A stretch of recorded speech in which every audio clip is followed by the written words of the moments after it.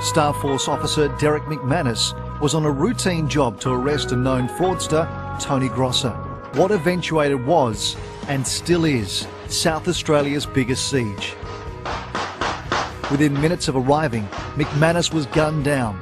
Over the next 40 hours, 2,000 rounds were fired. The sound of gunfire was exploding in my ears.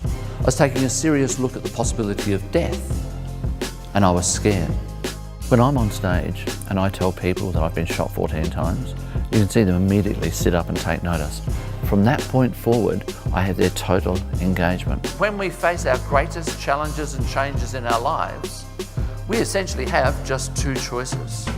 And the first choice is to fight for what it is that we want most in life at that particular time.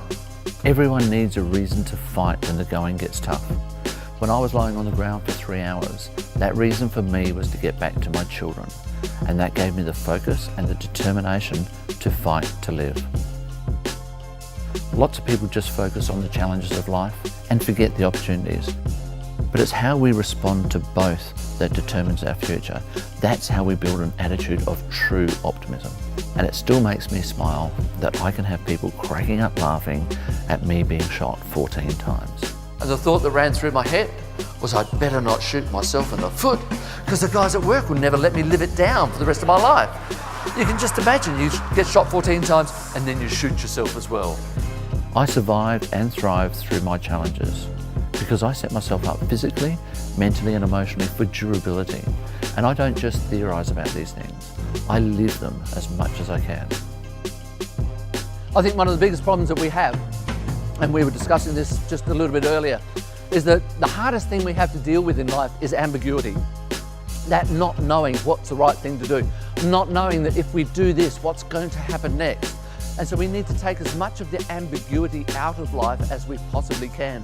When you make a choice, you want an outcome. And once we know what that outcome is, we need to check back. Am I making the right choice to get this outcome? I never disregard risk, seriousness, or importance. I do some really risky things in my life, but I see myself as a risk manager, not a risk taker, and that's a very clear distinction for me. If we prepare ourselves physically, mentally, and emotionally for the challenges in our lives, any challenges, then we can create outcomes by design. Rarely are events in our lives merely good luck or bad luck. We create luck in our life if we choose to do so.